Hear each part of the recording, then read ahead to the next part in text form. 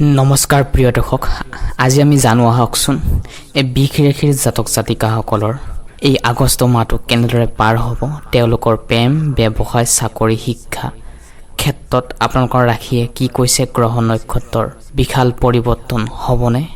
চাওঁতে 6টা মাহ পাৰ হ'ল আৰু আধা মাহে আছে 6টা মাহ। যিটো সংকল্প লৈ আপুনি আশা লৈ মাইণ্ডছেট লগাই আপুনি 2026 চনটোত আৰম্ভণি কৰিছিল, তাৰ ফল হয়তো আপুনি এই 6 মাহত পোৱা নাই। কিন্তু জীৱনত ছাকচেছফুল হ'বলৈ এই 5টা ফৰ্মুলা ইউজ কৰিব লাগে। ডাঙৰ কৰোড়পতিয়ে এই 5টা ফৰ্মুলা টিপছ ব্যৱহাৰ কৰে। সেয়ে প্ৰিয় দৰ্শক, ময়ো ষ্ট্ৰাগল লাইফতে আছোঁ, ময়ো ষ্ট্ৰাগল কৰি আছোঁ, যাৰ জৰিয়তে ময়ো আগবাঢ়ি যাবৰ কাৰণে, ছাকচেছফুল হ'বৰ কাৰণে চেষ্টা কৰি আছোঁ। প্ৰিয় দৰ্শক, মই সেইখিনি কথা আপোনালোকৰ আগত শ্বেয়াৰ কৰিছোঁ, দাঙি ধৰিছোঁ। ভুল হ'লে ক্ষমা কৰিব। প্ৰথমটো ছাকচেছ হৈছে পাবলৈ 5টা ফৰ্মুলাৰ নাম্বাৰ 1টোৱে হৈছে গ'ল।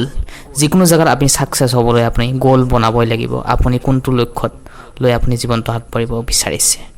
গ'ল ল'লে নহ'ব, জীৱনত আগবাঢ়ি যাব নোৱাৰিব। ষ্ট্ৰেটেজি লাগিব আপোনালোকৰ। ষ্ট্ৰেটেজি থাকিলে নহ'ব, আপোনালোকৰ মানি থাকিব লাগিব। মানি থাকিলে নহ'ব, আপুনি টাইম দিব পাৰিব লাগিব। কিমান টাইম আপুনি দিব পাৰিছে, সেইটো মেইন কথা। টাইম দিলেও নহ'ব, একশ্যন ল'ব লাগিব। গোটেইখিনি এই 4টা বস্তু দি কেনে আপুনি যদি একশ্যন নলয় লাষ্টত, তেনেহ'লে তাৰ ফল ৰিজাল্ট নাপাব। ভগৱানৰ নামত থাকোঁতে ভগৱানে আপোনাৰ মোৰ সপোন পূৰণ নকৰে। হয়তো আমি আমাৰ জীৱনৰ আঁৰত কিছুমান ভুলৰ কৰ্মৰ ফল পাই আছোঁ। প্ৰিয় দৰ্শক, অজস্ৰ নহ'ব।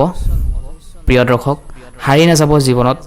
অতীতৰ কথা পাহৰি কালিৰ দিনটোলৈ আৰম্ভণি কৰক, কাৰণ কালিৰ দিনটো এদিন অতীত হ'ব।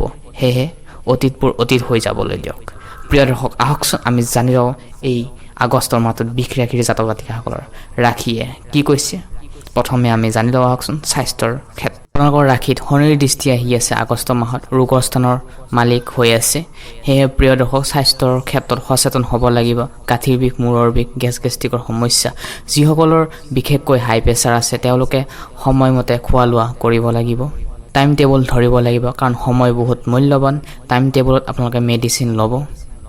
আৰু পাৰিলে মই এটা টিপছ দিছোঁ, মোৰ জৰিয়তে কৈছোঁ দেই প্ৰিয় দৰ্শক, মই এটা টিপছ দিছোঁ। সেইটো হৈছে নহৰু আৰু কুহুমীয়া গৰম পানী এগিলাচৰ সৈতে ৰাতিপুৱা আপুনি খাব। আজি আৰু জইন পেইন, মানে জইনত আপোনাৰ যদি বিষ আছে, তাক লৈও আপোনালোকে সাৱধান হ'ব লাগিব। আৰু লাষ্টৰ ফালে চাবলৈ গ'লে মধ্যম থাকিব। উপাৰ্জনৰ ক্ষেত্ৰত, ইনকামৰ ক্ষেত্ৰত চাবলৈ গ'লে এই মাহটো খুবেই ভাল। উপাৰ্জনৰ ক্ষেত্ৰত আপোনালোকৰ ঘৰৰ মালিক হৈছে বৃহস্পতি। উপাৰ্জনৰ ক্ষেত্ৰত অধিক কষ্ট কৰিও আপোনালোকে উপাৰ্জন কৰিব পাৰিব। নিৰ্দশা, শনিয়ে কিন্তু শাৰীৰিক শ্ৰম নকৰাকৈ কোনো মানুহকে ফল নিদিয়ে। সেয়েহে কৰ্মৰ ক্ষেত্ৰত যথেষ্ট কষ্ট হ'বই, কিন্তু ফলো আপুনি পাব। সেয়া কিন্তু আপোনালোকক এক্সট্ৰা মেহনত কৰাব। কিন্তু মাহটোৰ লাষ্টৰ ফালে বৃহস্পতিৰ শুভ দৃষ্টিত আপোনাৰ ইনকামৰ ক্ষেত্ৰত আকৌ ডেভেলপ হ'ব। কিন্তু সকলে কোচিং কৰি আছে, টিচাৰ লাইনত যোগ হৈ আছে, কম্পিউটাৰ প্ৰশিক্ষণ দি আছে, তেওঁলোকৰ ক্ষেত্ৰত ইনকামৰ ক্ষেত্ৰত এই মাহটো মধ্যম থাকিব। লাষ্টত ৰাহুৰ দৃষ্টিও আহি আছে কিন্তু ছেভিংছৰ ঘৰত। মাহটোত প্ৰপাৰ্টি ৰিলেটেড ব্যৱসায়ৰ জৰিয়তে আপোনালোকে ভাল এটা ইনকাম কৰিব পাৰিব। কিন্তু মংগলৰ শুভ দৃষ্টিৰ ফলত আপোনালোকে ইনকামৰ ক্ষেত্ৰত ডেভেলপ কৰিব পাৰিব। Income, business. আগষ্ট মাহৰ মাজভাগৰ সময়ছোৱাত লোন লৈ হ'লেও কিন্তু ব্যৱসায়ত আপোনালোকে ইনভেষ্ট কৰিব। তাৰ জৰিয়তে ফল পাব। কিন্তু আপুনি শাৰীৰিক শ্ৰম যিমানে কৰিব পাৰিব প্ৰিয় দৰ্শক, সিমানে আপুনি ইনকাম কৰিবলৈ পাৰিব। খুবেই ভাল। ভাগ্যস্থানৰ মালিক আপোনালোকৰ তাতে ভাগ্যস্থানৰ মালিক গৈ কেনে ইনকামৰ ঘৰত গৈছে, যাৰ ফলত ভাগ্য আপোনালোকক ছাপোৰ্ট কৰিব। কিন্তু কৰ্ম নকৰাই আপোনালোকক ভাগ্যই ছাপোৰ্ট কৰিব জানো? সেয়েহে কৰ্ম কৰিব লাগিব। ফলৰ আশা কেতিয়াও কৰিব নালাগিব। ফল ভগৱানে যি দিয়ে, ভগৱানৰ ওপৰত এৰি দিয়ক, কৰ্ম কৰি যাওক।